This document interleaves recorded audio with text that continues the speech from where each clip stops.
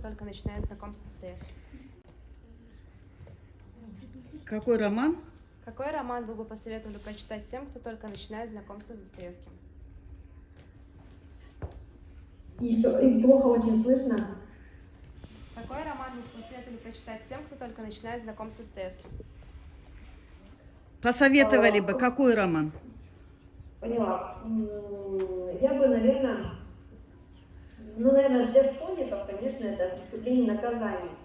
Поскольку выбор, конечно, сложный, но именно вот роман «Преступление и наказание», он очень хорошо стилистически сложен, да, в нем есть логика, последовательность поступков. И сам по себе герой молодой, студент, который сомневается, который ищет свое место. И поэтому роман очень легко отзывается именно у юных читателей.